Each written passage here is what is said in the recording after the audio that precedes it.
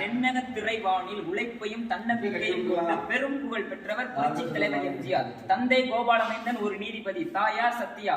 நல்ல வசதியுடன் வாழ்ந்த அந்த குடும்பம் கோபாலமைந்தனின் மரணத்துக்கு பிறகு வறுமையின் பிடியில் சிக்கிவிட்டது. வேறு வழியின்றி பிழைப்பு தேடி தம் அன்பு அன்னை மற்றும் அண்ணன் எம்ஜி சக்கரபாணியுடன் தமிழ்நாட்டிற்கு வந்தார் தங்க தலைவர் எம்ஜிஆர். வேலை தேடி அலைந்த அவரை கலைத்தாய் அணைத்துக் கொண்டார். அப்பொழுது அவருக்கு நடிப்பு பயிற்சி கொடுத்தவர் பழம்பெரும் நகைச்சுவை நடிகர் காளி என் ரத்தினம். சினிமாவில் நடிக்க அந்த மன்னாதி மன்னன் எடுத்துக்கொண்ட முயற்சிகள் அனைத்தும் வேதனை ததும்பும் அனுபவங்களாக முடிந்தன.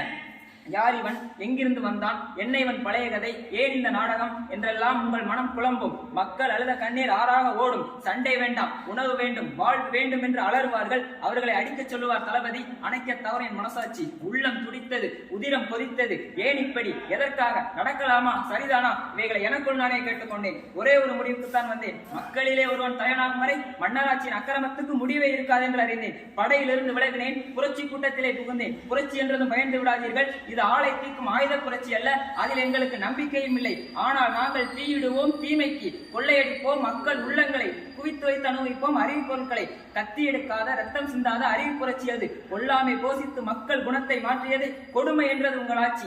பிடிபட்டேன், ஒரு நாள் உதைபட்டேன், சிறையில் வழிபட்டேன். நாடாளு மன்னனாக பார்த்தா இப்போது, அவன் சிறையிலே இருந்த போது பாதாள தந்த பரிசுகள். சவுக்கடி சூடு பார் சகோதரி.